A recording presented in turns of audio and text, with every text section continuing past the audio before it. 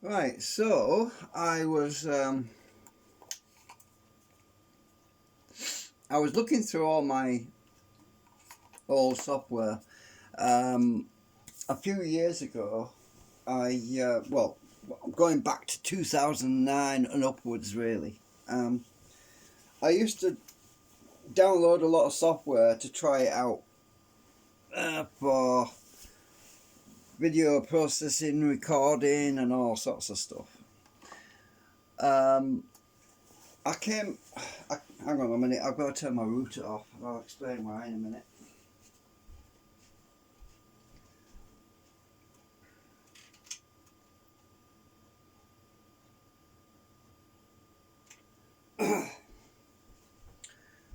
I had to turn the internet off, and I'll explain why in a second. Right. So I was looking through all this software. I had this old software. A lot of it's obsolete, right? But because I like to use XP, um, which is obsolete as well, because of this old software, which is a lot of it I use like SketchUp and the old free versions, because all the new stuff you haven't got to pay for it. You've got to pay for the notes for a lot of this new stuff, don't you? And a lot of it's cloud based, and I hate that stuff.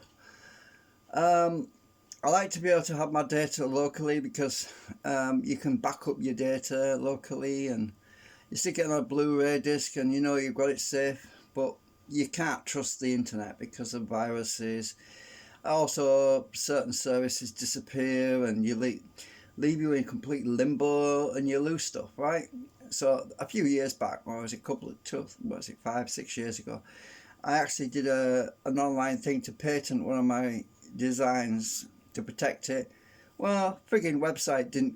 It said, "Oh, this will protect you'll have copyright and you get a certificate and everything, and your data will be safe and all that." And well, the website shut down, didn't it? So it left me feeling completely empty and devoid of all optimism for the security and safety of storing my data online. So the certificate was basically useless because the website didn't even exist anymore. So you put your data on the internet, and you get all these promises about your data will be safe on the cloud and all that stuff, but it's not, because those servers are in a foreign country. You have no idea where they are. They could be in flipping Russia for all you know. They could be in flipping Antarctica for all you know. You don't know where the servers are, but your data floating around in the ether on the internet in some other foreign country. And the worst fear is obviously China, obviously, because you don't want all your personal information stored on a cloud server in China. So you've got to really store your data locally on your own disks in your own possession when you keep your data safe. You know what I mean, so that no one else can steal it, manipulate it, or corrupt it, and use it against you. For example, there's the stories I heard the other day about somebody that was uh, doing screenshots of Shango 066, took screenshots of some work he did on a TV, and somebody was advertising this TV which they didn't even own, they didn't have, on a marketplace or something. A scammer to basically sell something they didn't even have. This is really despicable. I mean, your data is not safe. Even when you think it's safe, it's not safe. I mean, just making YouTube videos, it puts you in risk and everything, right? Anyway, so that's part of the reason why I like to archive um, some stuff. Anyway, I came across a program I've forgotten I had, and it didn't even. I couldn't even remember what it was. Now this program's called, it just says BC Setup, and it says Broadcam. I thought, what's that? I can't remember. And it's NCH. Now, I actually run this yesterday on the virtual machine on Windows XP on the virtual XP, that is, and it turns out it actually has. I previously scanned it, and when I do scan programs, I usually leave a text document next to them that says if they're safe or not safe, or risky, if they've been found to have infections. This particular program I'd scanned, and I'd left the notes to myself to remind me that it is safe, right?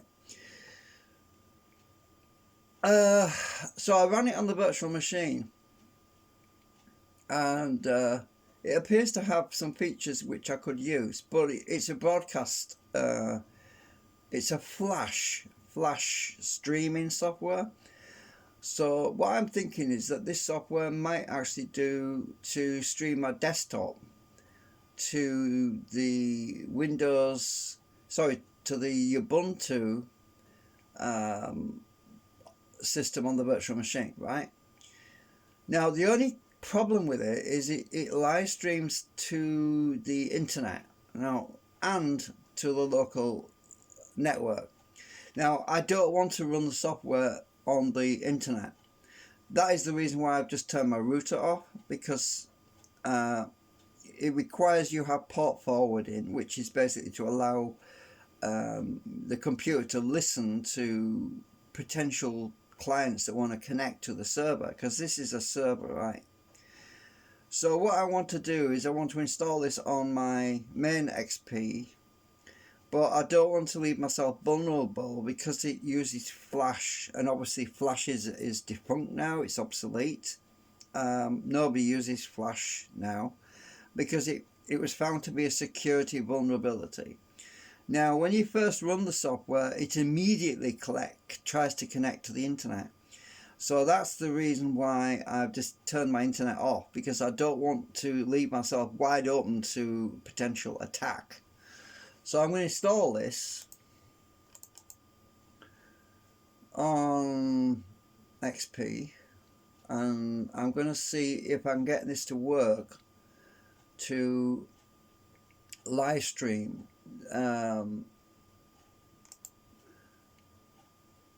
Now the only catch is that I'm on a Windows XP 64-bit version. It might not work properly.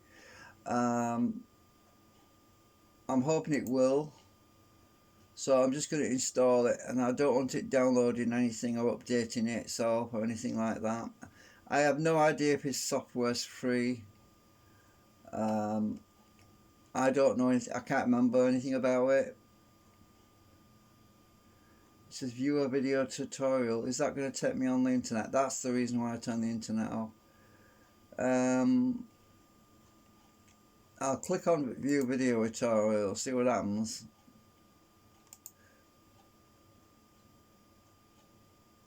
It's probably going to try and open the internet, which is what I don't want it to do, because I just want to use it locally. So yeah, it's opening a browser. Well, I'll turn the internet off, so it's not going to work unless it's got a local video in the folder with it. No, it's not going to be able to connect, because so I'll close that down. Alright, so if you look, the server is already running. It's a stop server access problem. That's the reason why I'm going to stop it now. That is the reason why I disconnect the internet. I found all this out when I run it on the virtual machine, on the XP that was running on the virtual machine. So what I've got to do is go into the options. I've got to disable all the wide area network connection ability of it, because I don't want to use that. I don't want to send video streams out into the internet. I want to send the desktop capture to OBS, Online Broadcast System, which is open source. I want to be able to send the desktop. I'm going to use it in conjunction with Minicam if I can. So if I run Minicam, right, we're starting Minicam at the moment.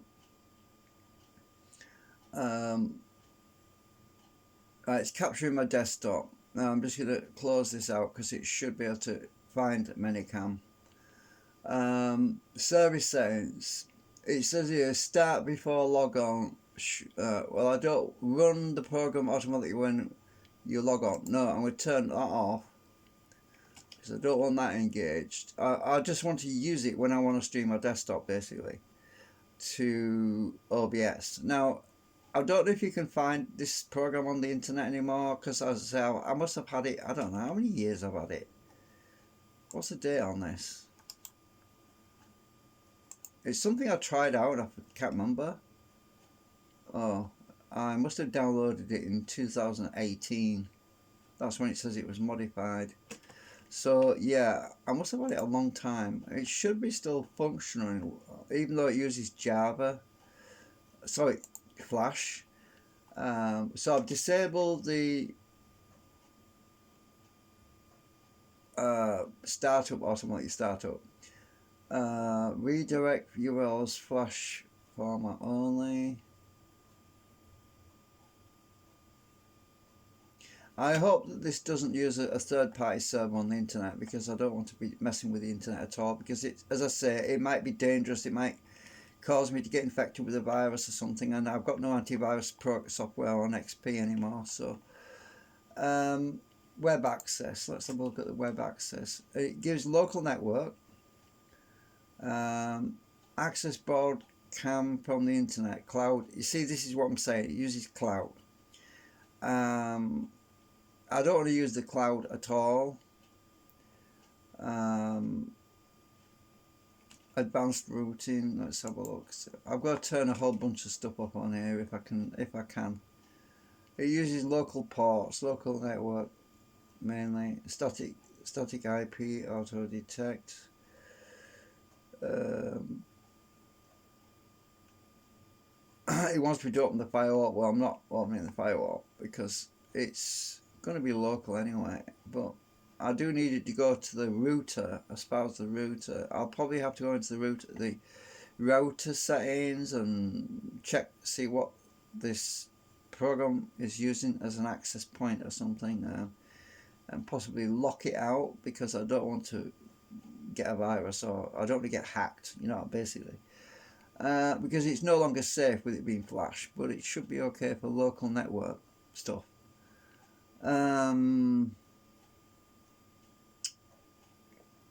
So if I click test connection, it's going to try and access the internet, and it's obviously not going to be able to do that. I'm hoping it's going to show me a box with some information. Oh, well, that's good. It connected test connection to port 86. That's succeeded. So that's good. That was okay. Yeah.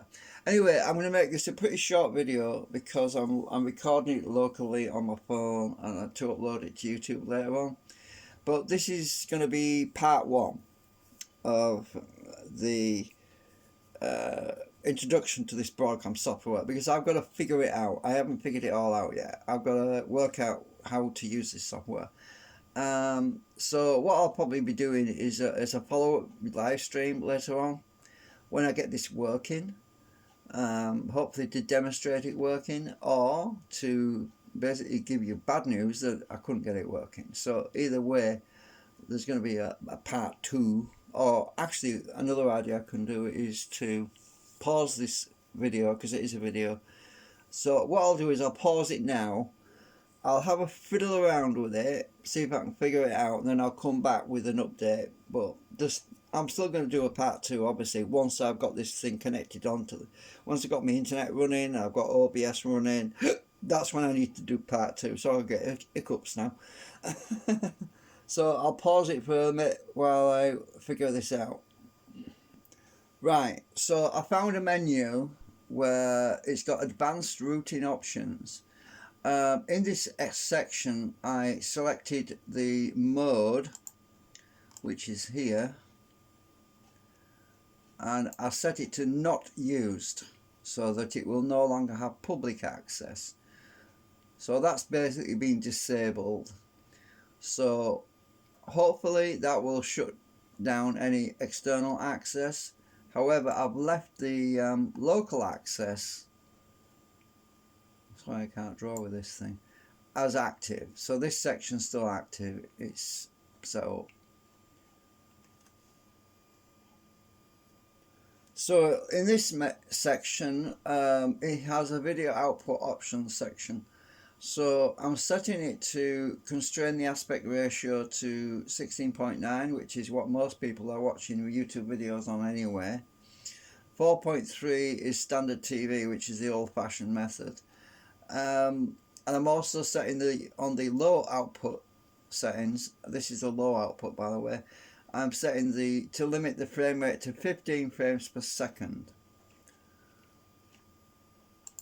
So that the output for the high quality is set for 30 frames per second. So in this box here, I've got it set to 30 frames per second. The resolution, I'm just gonna leave the resolution part here as the default, but I'm shrinking it to enlarge the video to the selected size, because I'll only be capturing on this particular on my XP. All I'm doing really, I'll be doing is copying this screen sharing my desktop, and we don't need to go into extreme detail on here. So I'm just going through all the settings at the moment, and I'm configuring it all before I actually test this out. I'm hoping it's going to work on the local network. It should do, because I believe that this software is pretty high end. I'm just concerned about the vulnerabilities of it, really. But the software was scanned by I previously scanned it with several different antivirus programs, and they all said it was okay. I think I actually uploaded it to Virus Total, which is a website you could go to. It's called Virus Total, all one word. I think it's virustotal.com. You can upload files to that server, and you can have files scanned with every single antivirus program that's available out there, and it came back clean. So that's good. So connections, I need to check this. Display notification in the tray, play sound. Well, I want to know if somebody, I might not be watching this desktop, so I'm going to set it to play sound, because if I'm actually on the virtual machine and I'm in Ubuntu and the software is running and somebody connects, somebody unauthorized tries to connect to this, I want to know about it, so I'm going to have it play sound. So I'll also set it to play sound if a user disconnects, so that way we won't have any issues. Plus, another advantage to this is when I'm in Ubuntu and I'm trying to connect to this server through the network, if I connect to it, I'll hear a noise and it'll tell me that I've connected successfully, which is really useful. Let's have a look at this. Do not use watermark. Use the default Broadcam banner.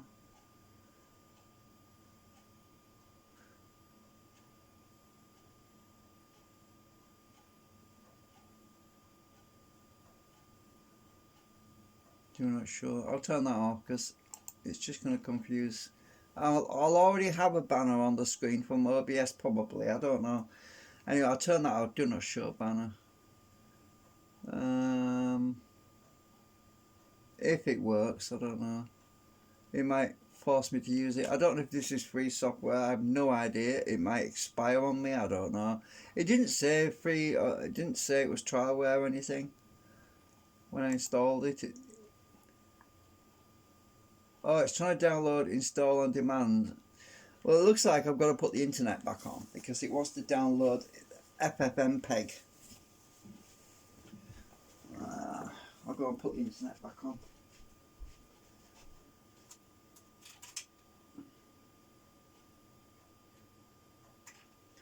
It's probably going to fail. Yeah, it's failed. I needed to let it update FFmpeg anyway because it obviously hasn't got it. Oh shit! I don't want the browser opening on me. that Firefox, I mean, sorry, Windows Explorer is blocked anyway from accessing the internet because I've got it blocked, I think. But I don't trust it anyway. Anyway, I'm going to pause again while I sort this out. Okay, so it's managed to download and install the FFmpeg. Now I'm looking to see if it can pick up my Minicam, and it does seem to have picked it up in live input settings. So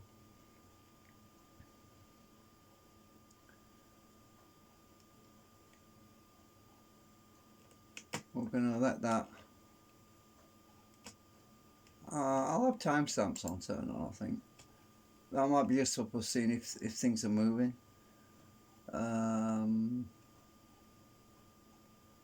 I've also got to plug a USB camera in to see if it'll pick that up in a minute. Let's see if it'll automatically select that. Oh, it'll also do YouTube live streaming. Well, I don't want to do that.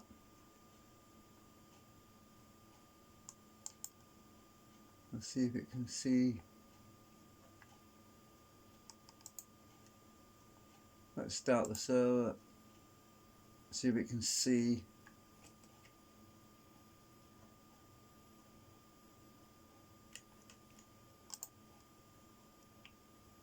See if it can see Minicam.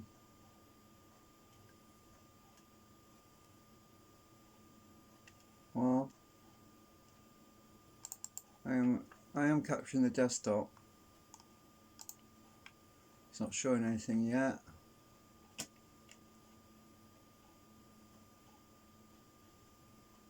Access problem. What's the access problem?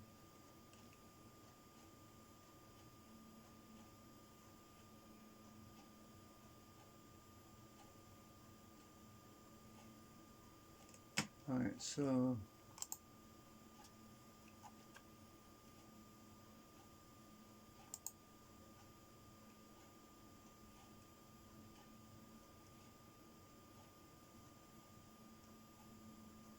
I might have to turn on unplug and play, but I don't want to do that.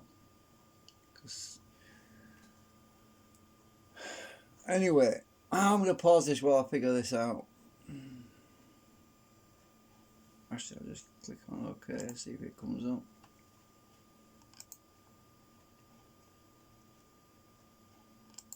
What does it mean unknown publisher? Is it being blocked in my...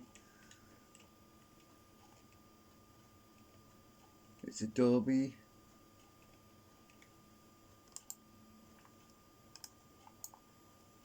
Install certificate.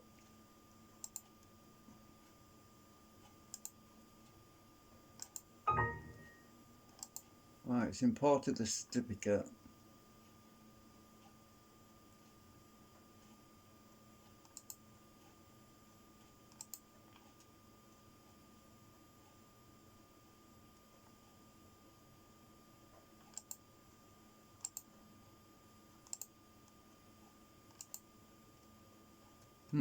Yeah, I've got a black screen still. Yeah, there's something not right. Anyway, I'll figure this out. Well, I don't know what's going on, to be honest with you. I've been at this for ages. I actually had a blue screen of death. On a positive note, the server appears to be streaming to Firefox, but that's blank as well, which is on the XP system. So I'm on XP. I have an icon which it seems to be using VLC, ironically, which is a free software. So I don't know if that's just because I've got VNC installed on XP, maybe, probably. But I've got a VNC icon, but there's nothing coming through. So I tried the webcam. That's the same. I've just got a black screen. So it appears to be doing something though. I was getting quite a lot of CPU usage a minute. CPU usage a minute ago. But I turned the audio off because obviously I don't need that if I'm capturing the desktop. But The audio, well, I did turn it off on the camera. Let's turn it off on the Minicam, see if that increases or improves anything. But yeah, there's something weird going on with this XP. I don't know what's going on. All I'm getting is this black screen. There's a built-in function for YouTube, but I'm not going to be using that. I just want to stream it on the IP. So right, it's no longer displaying the web page, it says. So what the heck is going on? It obviously uses Internet Explorer somehow for the interface on here. I'll stop at the server and restart it again. And I actually went into my router. Oh, it wants me to log in again.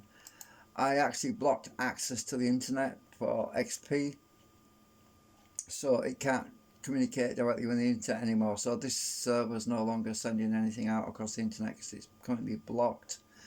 The reason I did that was because as I said, I had concerns about Flash being a vulnerability, and lo and behold, while I was testing it, I had this video on pause.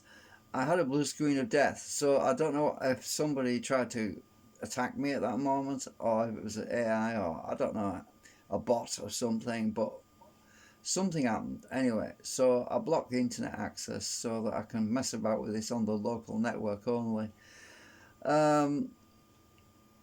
Yeah, I'm going to end this video, end of part 1 anyway.